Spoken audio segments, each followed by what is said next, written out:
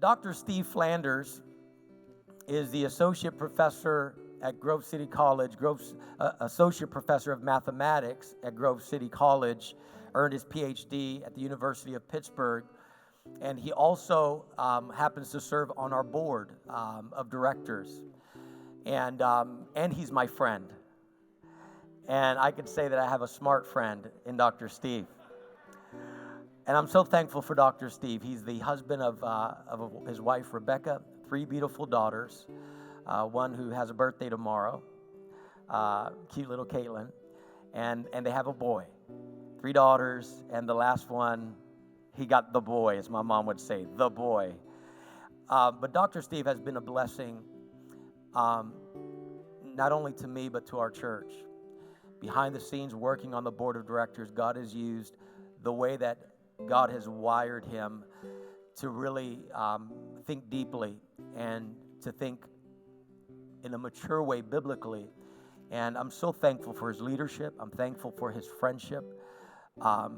He encourages me every time I see him. There's just some people that you love to be around, and Dr. Steve is one of them. You're going to be blessed today as he brings part 2 of this series, The Year of Yes. Let's welcome Dr. Steve Flanders as he comes.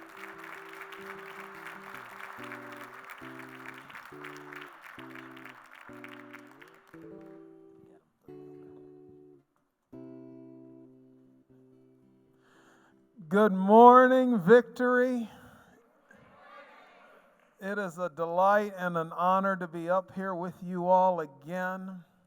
I always have to start by bringing honor to Pastor Juan and Pastor Deidre. Rebecca and I love you. Thank you for that wonderful introduction. It is an honor for me to sit under you and learn. And so I appreciate you saying that you have a smart friend, but I have a smart pastor. And it's really something to be up here on your 6th anniversary. So thank you, and te amo, mi amigo. Well, it's an honor to be with you all, and in particular, it's an honor to get to continue the series, The Year of Yes. Right now, we're in a 3-week series where we're preparing our hearts to hear from God on what we're going to do for Kingdom Builders in the year of 2024.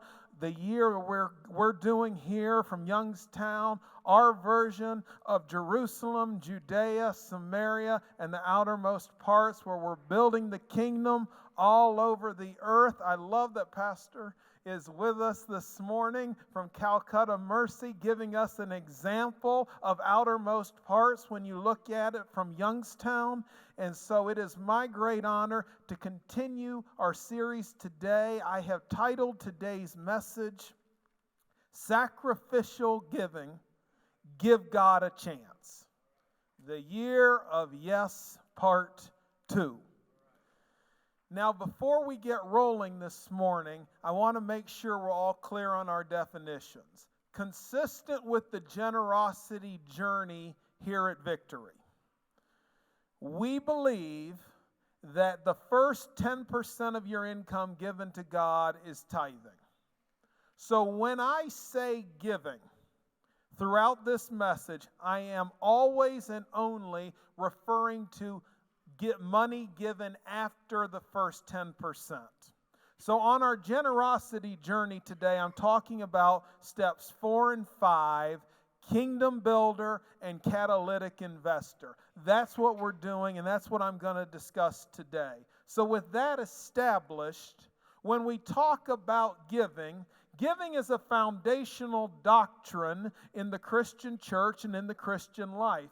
And every foundational doctrine in the church can be traced back to Genesis. Genesis in Hebrew is Bereshit. It means beginnings, and that's the beginnings of all of our doctrines. So today, let's go back and look at the first sacrificial gift offering. Now, it's one of the most famous stories in the Bible, but there's a chance you've never considered it as a giving story. The first offering in human history is Cain and Abel. The second offering and the first recorded sacrificial gift offering is the offering of Noah. So let's talk today about Noah's offering. Now, usually when you hear Noah, the thing you think about is the flood. The flood in the ark, and I am not in any way diminishing the flood. But there's so much more going on than just a flood and a boat, and he brought the animals in 2 by 2. So, let me give you a real quick background so we're all up to speed. Here's what happened. God created it in 6 days, and he looked at it, and he said, it is good. And he created man and woman, and he said, it's very good. And then Adam sinned, and from the time of Adam to Noah, the demonic overthrows all of God's creation that he called so good. And so we get to Noah, and God is now looking at it, and they're not worshiping him. They're worshiping fallen angels, and it grieves God's heart. And in Genesis 6:6, we see, and Yahweh was saddened that he had made humanity, and his heart was filled with pain. So Yahweh decided, I will do away with my ruined creation. It's no longer good, now it's ruined. I will do away with my ruined creation. Human beings that I created, people and animals, creeping things and flying birds, for it breaks my heart that I made them. And God decides to flood the earth, but he sees Noah, and he says, Noah alone is perfect in his generation, and God says, I can start over with him. So God starts giving instructions in Genesis 6 to Noah. And in preparation for the flood, God commands Noah, and he says, gather 1 male and 1 female of every kind, every bird, animal, creeping thing. And in verse 21 of chapter 6, God says to Noah, make sure you gather enough food for all the living things on the ark. So here's where we are. We have 4 married couples. We have Noah and his wife, and Noah has 3 sons, Ham, Shem, and Japheth. And each one of them is married. So we have 4 potentially reproductive couples getting onto the ark. And then we have 1 reproductive pair of every living kind on the earth with the express purpose. They have a purpose, and that is to repopulate the earth. So with that, we get to Genesis chapter 7, and let's pick up the story in verse 1. The day came when Yahweh said to Noah, come into the ark, you and your entire household, for I have found you to be the only one righteous in my eyes in this generation. Take with you 7 pairs of all the clean animals, both male and female, and 1 pair of all the unclean animals, both male and female. Take 7 pairs of flying birds for all kinds, male and female, to make sure they survive on the earth. There's the purpose. Make sure they survive. For in 7 days I will send rain and flood the earth for 40 days and 40 nights. Every living thing that I made I will wipe off the face of the earth. Verse 5, Noah obeyed all that Yahweh had commanded him.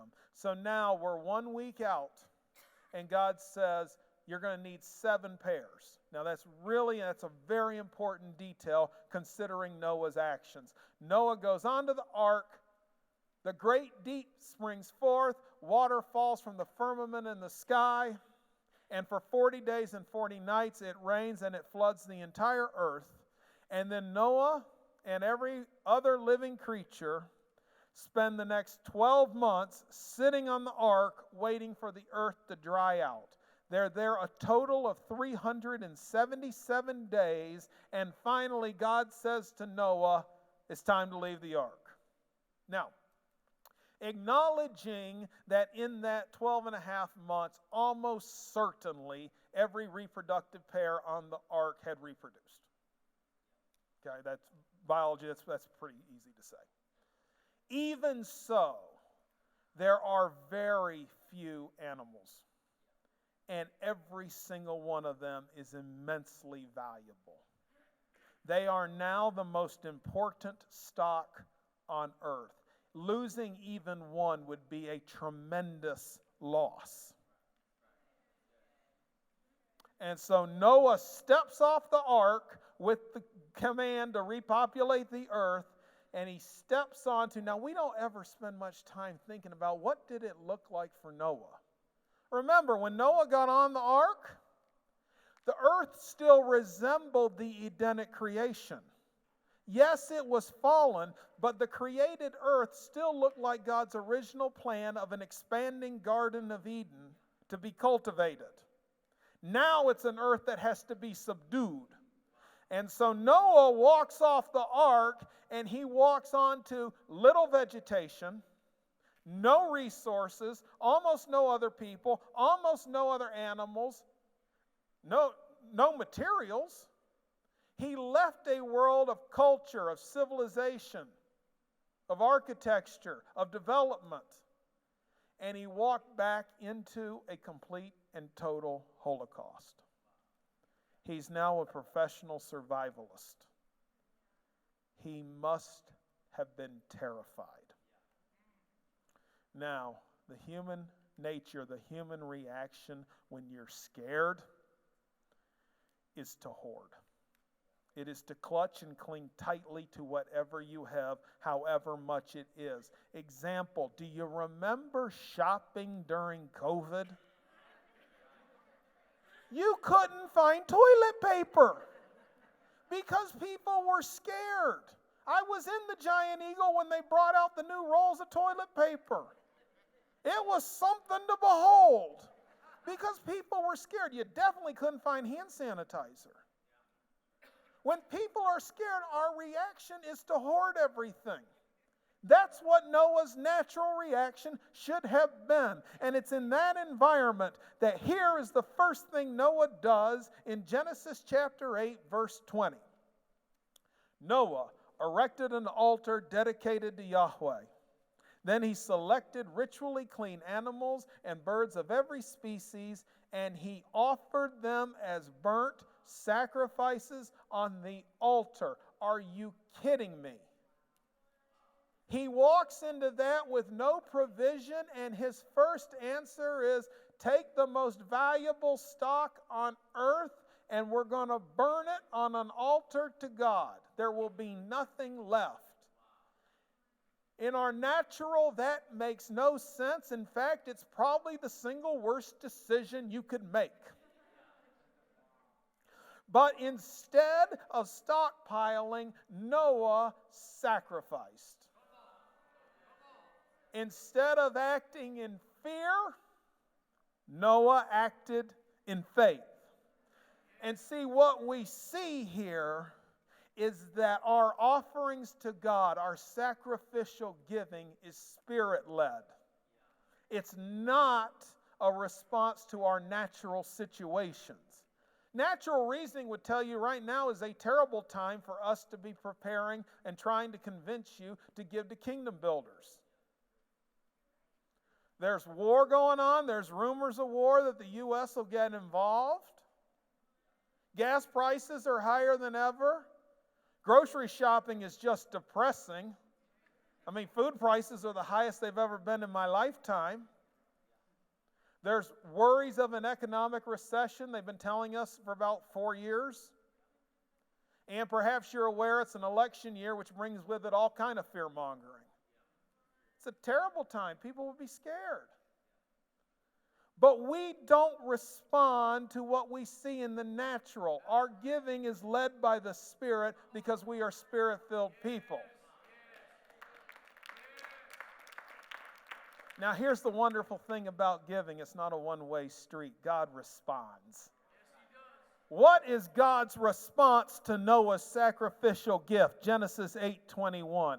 And when Yahweh smelled the sweet fragrance of Noah's offerings, his heart was stirred, and he said, never again will I curse the earth because of people, even though the imagination of their hearts are evil from their childhood, nor will I ever again destroy every living creature as I've done.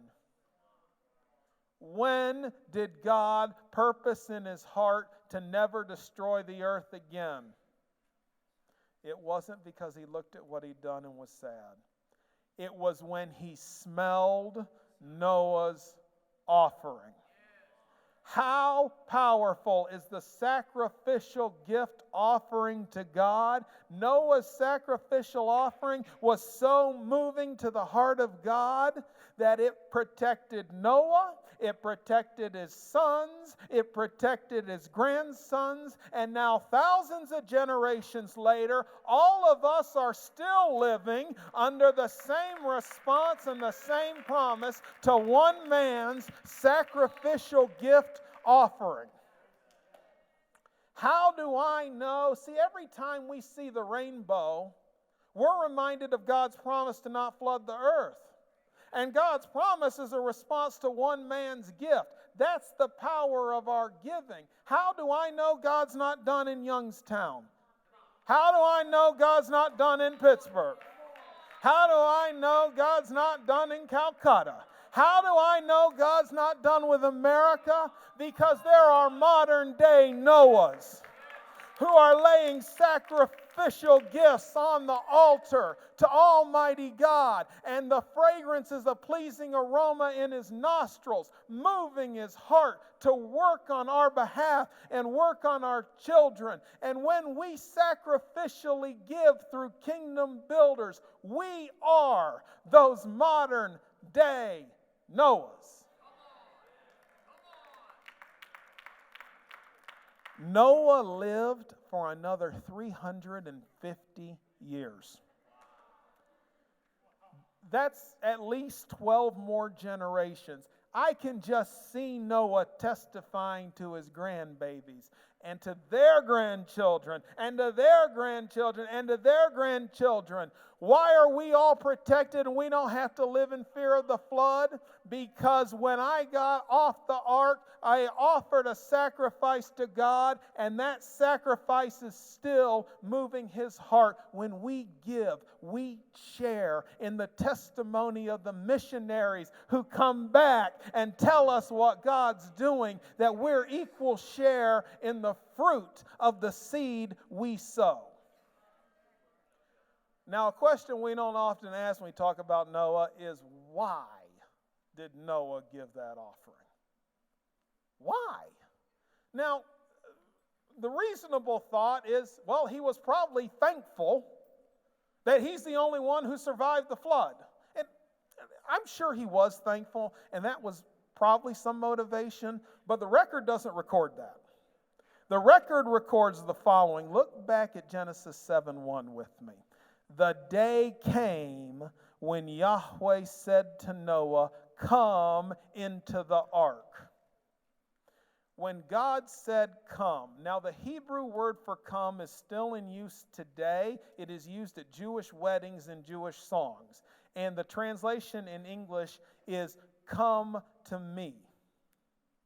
See, when I'm at home with the three daughters, and sometimes they get a little squirrely, especially at dinner time, sometimes I have to say, all right, you've got to go to your room. That's a person who's has children. When I say go to your room, it's more than just you're in punishment. It's you can't be in my presence and act like that. I'm going to enjoy dinner. You can't do that and be in my presence. But when I say, honey, you can come back now, it's more than punishment's done. It's you can come back into my presence. Come means come here and be with me. When God says to Noah, come into the ark, he's saying, I'm in here and I want you to come in here and be with me. God told Noah, judgment is coming, and the only way you're going to survive it is to be in here with me. Come, get into my presence. I said they spent 377 days together on the ark. That is a lot of time in the presence of the Almighty.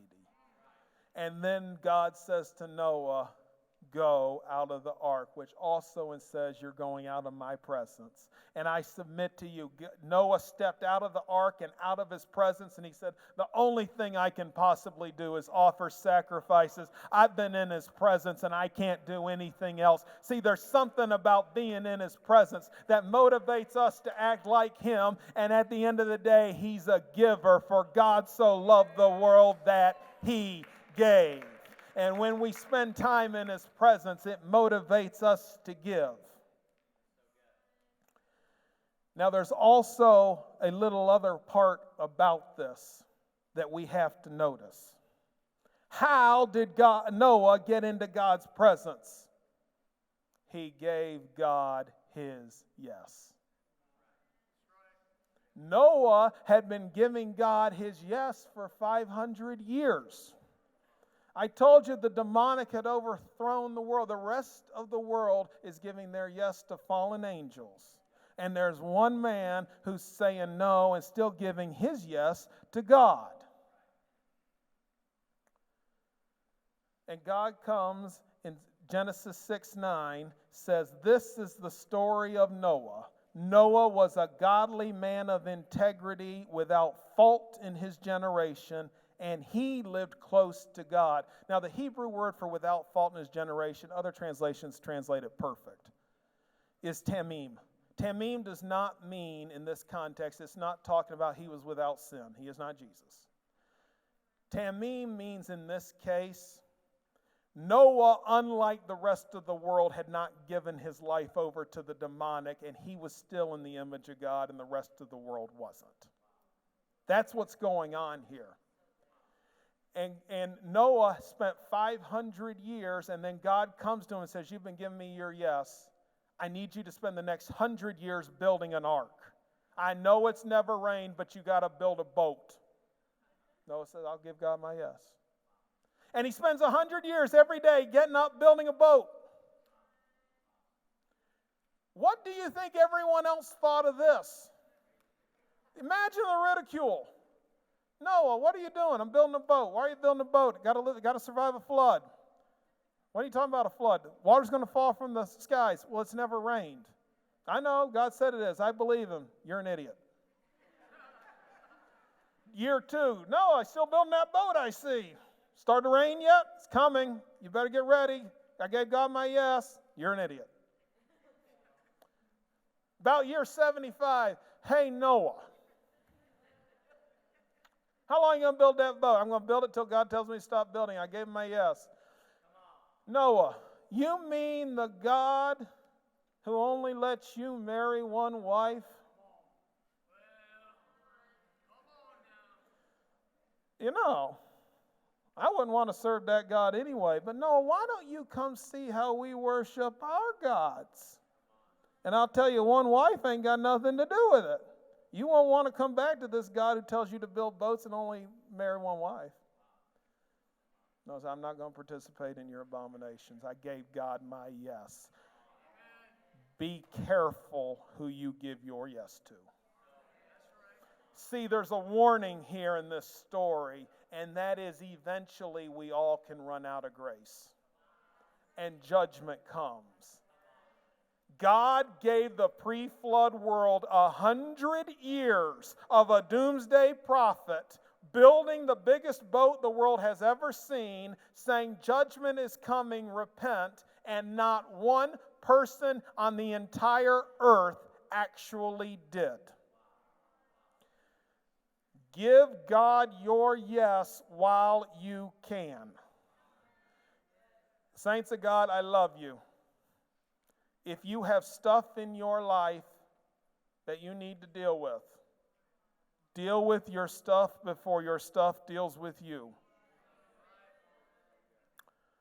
Paul, quoting the Lord God from Isaiah, says in 2 Corinthians chapter 6, verse 2, for God says, at the acceptable time I listened to you, and on the day of salvation I helped you. Behold, now is the acceptable time. Behold, now is the day of salvation. Give God your yes while you can. See, the Apostle Paul understood giving God yes, and he understood acceptable sacrifice. Look at what he tells the church in Philippi. At the end of his letter to the Philippians, in chapter 4, verse 18, "But I have received everything in full, and I have an abundance. I am amply supplied, having received from Epaphroditus what you have sent, a fragrant aroma." Fragrant aroma. That is a reference back to Noah. The sacrifice is a fragrant aroma, an acceptable sacrifice, well-pleasing to God. See, Paul's a missionary, and you know what the church in Philippi are? They are kingdom builders. And Paul is thanking them for building the kingdom, and he concludes with this famous declarative in verse 19, "And my God will supply all your needs according to his riches in glory in Christ Jesus." Now, I particularly like how the Passion Translation translates verse 19. "I am convinced that my God will fully satisfy every need you have, for I have seen the abundant riches of glory revealed to me through Jesus Christ." See, Paul says, "my God." That's important. He doesn't say our God. He doesn't say your God. And he doesn't say the God of Abraham, Isaac, Jacob, Joseph, David. He says, "This is my God." My means possession of knowledge. If you ask me how my parents are, they're my parents. I can tell you things about them that you don't know because I've had experiences with them. When Paul says, "my God," he's saying, I've had experiences with Jehovah Jireh, the God who provides, and I know things about him you don't know. Beloved, give me just a few more minutes this morning to metaphorically stand with the Apostle Paul, and let me tell you, I've had experience with Jehovah Jireh, the God who provides. Give me just a couple more minutes to tell you about my God. Towards the end of 2003, I'm finishing up my first degree at Grove City College. I'm a single senior, which that is rare because everyone at Grove City College meets their spouse there. You're going to have to take my word for that. Even had shirts that said "the few, the proud, the single." Senior class 2004. It's December 2003, and the guy in the room next door comes over, a good friend of mine. He says, "Hey, you want to go to Guatemala?" I'm like, "Why do I want to go to Guatemala?" He says, "We're going on a mission trip over spring break. You want to come?" And I thought, great, just what I'd want to do. 100-degree heat, 100% humidity. For my last spring break as a college student, and I'd spent the previous 3 breaks playing golf down in Myrtle Beach. But I heard God say, "Yeah, you're going to go." And so I gave God my yes. Now there comes an issue. Missionaries need money. Kingdom builders. And so I needed $1,500. Well, I'm a broke college student, and I hate fundraisers, and I hate letter writing, and I don't enjoy shaking people down. So I went where I knew the provision laid, and that was I picked up the phone and called my dad. I'm like, "Dad, hey, can I think God's calling me. God is calling me to Guatemala, and I need $1,500. Can I go?" He said, "Sure, son. Tell me when to send the check." Say, kingdom builder. Okay, my parents are kingdom builders. They're giving money to go build the kingdom in Guatemala. All right. So we go, but here's the thing I didn't know, and Dad didn't know, is that on this trip to Corazones and Acción in the Payten jungle would be a cute blonde who was also a single senior, whose name is Rebecca Ann Entwistle, and she would fall in love with a bald guy with a southern accent because he had a penchant for working really hard in 100-degree heat. And so when Dad sowed a sacrificial seed, what he was really doing, and he didn't know it at the time, was sowing a seed to get his son a wife, get himself a daughter, and now have 4 grandchildren. Because when we sow sacrificial seeds, the aroma is pleasant in the nostrils of Almighty God, and it moves his heart to act on our behalf. And it wasn't just us who were blessed. I preached the gospel to thousands of unchurched people in Guatemala. And my parents are equal share in that spiritual harvest because they funded it. There's a lot going on here with Kingdom Builders. 6 years later, it's 2009 now. Rebecca and I have been married for 2 years. We've been living in an apartment with 2 cats. And she's tired of living in an apartment with 2 cats. The cats were hers, not mine, for the record. And now we want to buy a house. But you need money to buy houses, despite what you can hear at 2 a.m. on TV. And so we start trying to figure out what we're going to do to save money for a house. And we've got a plan. And then our church comes and says, we're doing a building program. We want you to give to the kingdom. Say Kingdom Builders. And so instead of saving for our house, we made a promise to do $1,000 a month. Now this is giving, remember, not tithe. $1,000 a month to the church building program for 3 years, $36,000 commitment. 2 years later, it's now April 2011.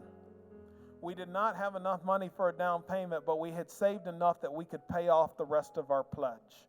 And the cost was $13,500. And we wrote a check for $13,500 to close our commitment to Kingdom Building in Pittsburgh. That was April. Come October, September, we're ready now to start looking for houses. We go with the realtor on Sunday, October the 2nd, we find the perfect house. And we're all excited, and our income was fine. We were going to be fine making mortgage payments, no problem. But there's still the issue of you need cash up front, and we just did not have enough. And when I say we didn't have enough, Rebecca and I both knew it was the house. We both wanted the house. She's a CPA. I'm a math professor. Numbers are our life. And we went home, and we crunched numbers for 4 hours on Sunday, October the 2nd of 2011, and we came to the terribly depressing conclusion that we don't have enough money to close this deal. And I called in sick the next day. Also, during the first week of October at that time, where we went to church, Covenant Church of Pittsburgh has their annual conference, the Presence Conference. And we went on Tuesday night. And it's offering time. And I turned to Rebecca and I said, hon, how much money do we need to actually close this deal? She says, well, we need $300,000. I said, okay. And we took the offering envelope, we wrote $300 on it, and we prayed Deuteronomy 1:11. Deuteronomy 1:11 is the only place in the Bible that speaks of the 1,000-fold blessing. May the Lord, the God of your fathers, increase you 1,000-fold more than you are and bless you just as he has promised you. And we sowed a seed. The next day, come on, the next day, how great is our God? The next day, Rebecca's walking out of work. She works in downtown Pittsburgh at the point where all the rivers meet. She walks out, and she walks out at the same time as her boss, which had never happened before and has not happened since. You think that was an accident? Rebecca rode the bus to work. We couldn't afford a parking lease. She was on bus schedule. Now, her boss, that man could afford a parking lease. He came and went when he pleased. They walk out at the same time. He says, hey, did you find your dream house? She says, yeah, but it's a no because we don't have enough money for the down payment. And he says, oh, well, if it would help, you're going to get a Christmas bonus this year. If you'd like, I'll go calculate what it is, and I'll let you know what you're going to get. She says, yeah, that'll help. Now, I had class on Wednesday night because I was doing my PhD at Pitt. And so Rebecca goes to the conference without me. She comes and says, hey, I sowed another seed because we got such good news. So I sowed another $300 seed. I said, okay, great. We go, so now we're up to Thursday. I had to work late. We get to church. We get to the conference, and we walk in late, but we walk in right at the start of the offering. And Bishop Mark Sharon has taken the offering that night, and he says, this is on the Jewish calendar the season of Rosh Hashanah, which is the Jewish New Year. And in the Jewish New Year during Rosh Hashanah, you can have faith to believe for things that you couldn't believe for any other time during the year. And we looked at each other and we said, the house is $268,500. That was the price tag of the house. So we wrote out for $268.50 and prayed Deuteronomy 1:11 again. That's Thursday night. The next day, her boss comes in and says, here's your Christmas bonus, and we calculate it. After taxes and tithe, it's $5,000. And he says with this statement, he says, if you need it early to get the house, let me know. So we call the realtor. We said, can we meet? Has the house sold? No. Okay, good. We'll meet you Saturday. We'll meet you Saturday at the house. We look it over like, yep, this is it. We're going to be fine. We start signing the paperwork. And then when we're drawing up the offer, the realtor starts telling me, now you'll need a $500 appraisal. You need $600 inspection. You need $500 for this realtor fee. You need this. And my head starts spinning as I'm a first-time home buyer learning how much money it costs that does not go to the house to buy a house. And I couldn't hear no. Rebecca's all over here. We're getting a house. We're getting a house. We're getting a house. We're getting a, and my head is just. I could not even initial the paperwork. She had to grab my arm and say, "Honey, you have to write your initials." And we get done, and I'm like, "We still don't have enough money, but we just signed the offer." And I said, "Honey, I got to call my dad. I don't know what else to do. I'm nervous." So I called Dad, and I get him incredibly on a 2-hour drive to the airport because he's flying out of town for 4 days. I didn't know this. And I tell him the whole story. I'm like, Dad, we're going to be fine come April. Everything's going to be okay. We got tax refunds coming. Everything will be fine. But I'm concerned about expenses that might come up with a house that I don't know about. Can I borrow? Do you have any money I could borrow? And he's silent for like 15 seconds. And he says, Stephen, I've got $22,000 sitting in a savings account that is currently paying 0.1%. Would that be enough?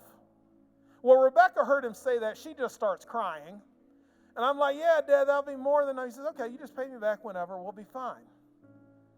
And so we sow $1,100 sacrificially Tuesday through Friday. And then on Saturday, I've got $30,000 in funds that I didn't have at the start of the week. How great is our God? Now, some of you are sitting here thinking, you know, Steve, that's great that your parents could help you, and God bless you, and I'm happy for you. But I don't have that, and do you know what my parents are like? If you're stuck there, you're missing it. That's not the point of this story, because here's what happened. We paid Dad back. We closed on the house on December 10th. We paid Dad back at Christmas. The lottery didn't show up in the 2 weeks in between. Now, I didn't know it at the time, but looking at it and talking about it now, I realized what happened. We didn't actually need his money.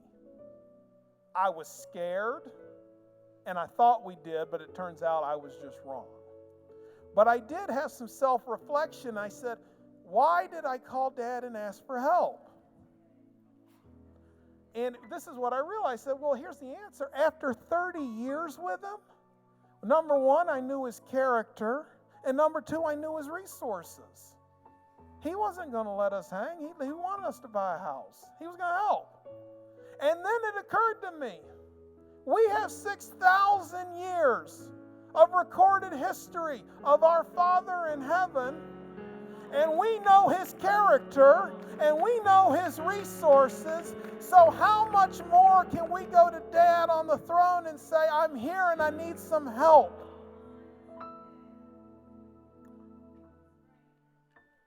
And then in 2013, last one,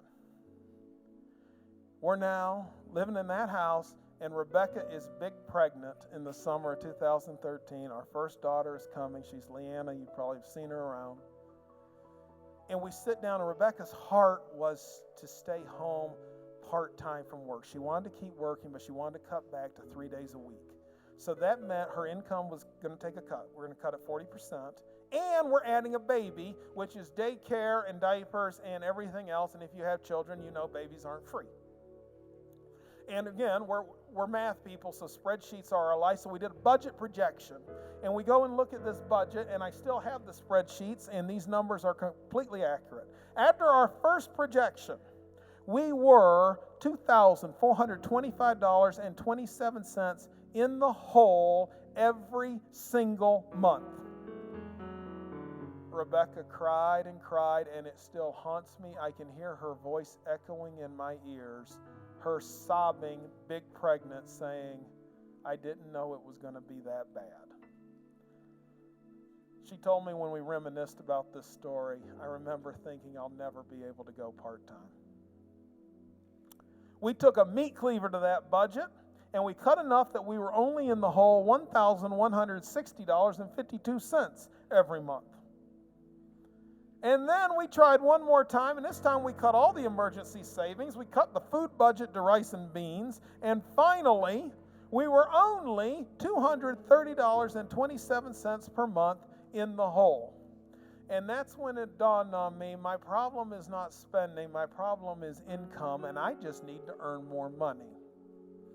And I turned to Rebecca and I said, "Hun, you're going to go part-time, you're going to stay home, and I'm going to find a way to make more money." And I thought of the Apostle Peter coming to Jesus and saying, "We have to pay temple tax." And the way he says it, it's like he expected Jesus to just solve the problem.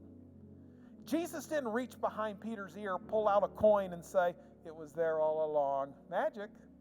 No, Jesus looked at the professional fisherman and said, "Peter, if you need money, you're a fisherman, go fish." And then Peter did the natural. He went fishing, and God kicked in the super, and the temple tax gold coin was in the fish because the fisherman had to go to work. And I said, "I'm a teacher, I better teach." And so I started asking God to send me part-time jobs, teaching, tutoring in the afternoon, teaching at night, send me overtime at my work. That was in August of 2013. It was not until April of 2023, last year, it was 10 years almost, that on paper, our two primary incomes finally exceed our expenses. And not one time in those entire 10 years, and that involves 2 or more kids, were we ever short a single month. We didn't borrow money. I haven't had a credit card since 2007. We paid for cash the whole way. I kept praying for work. God kept sending extra work, and I kept giving Him my yes.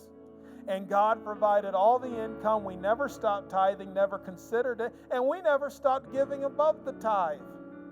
So much so that in February of 2018, Rebecca turned to me and said, "Honey, are we giving enough to the poor?" And I said, "Well, let me pray about it." And I dreamed about it all night long. And I woke up and said, "Hon, we're going to do it." And so we felt God telling us, give $200 a month to the poor in this season. And so she would walk around with a $100 bill, and I would walk around with a $100 bill, and we would see a need and just give it. And then February of 2018 came, and we both went the whole month, and not one of us saw a single need until the last day of the month. On February the 28th, 2018, I dropped the kids at daycare, and they had a sign, "We're Christian daycare. We have a family in need with a medical bill. Any donations are welcome." I said, "Oh, this is it." So I drove home. I got Rebecca's $100. I drove back. We sowed that seed that morning.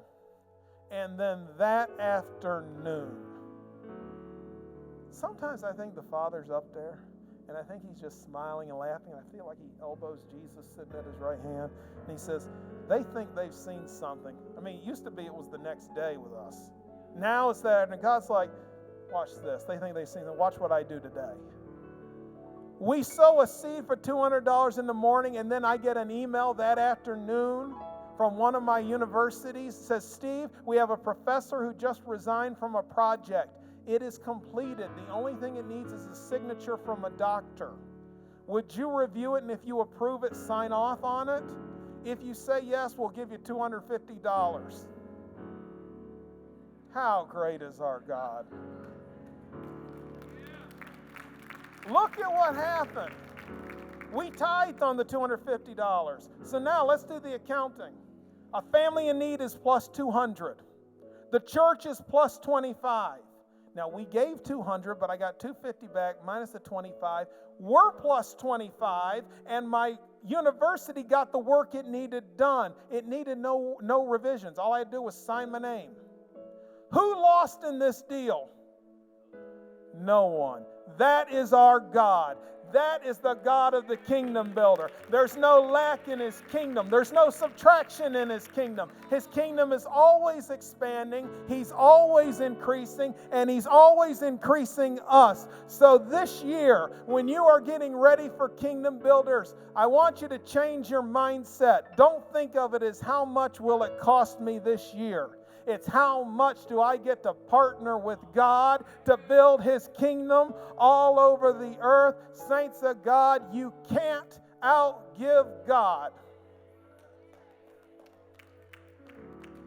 But you'll never know unless you try. And so I stand here today in agreement with the Apostle Paul in Philippians 4:19, and I tell you, I am convinced that my God, the God who provided me a wife, and the God who provided me houses, and the God who's provided me income to live and give, will supply, fully satisfy every need you have. For I have seen the abundant riches of glory revealed to me through Jesus the Christ. Stand with me.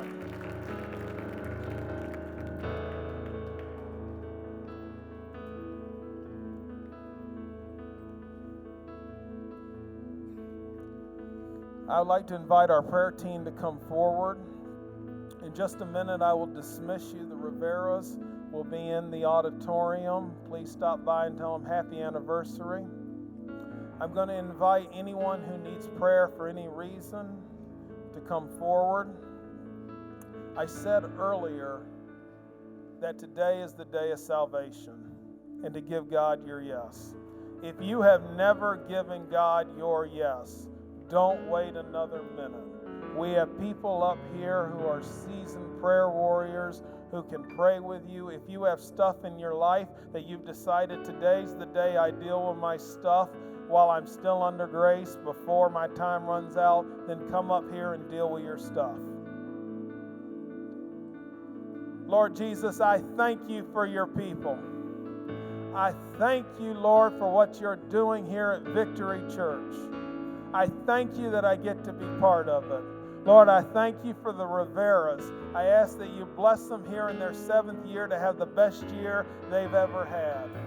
Lord, I ask that you bless your people, that this year they have a year of enlargement, that they have a year of increase, that faith grows, that they experience increase in every aspect of their life, that they can come in January of 2025 and say, look what the Lord has done in 2024.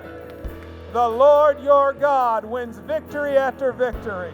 He smiles and sings because of you, and He will refresh your life with His love.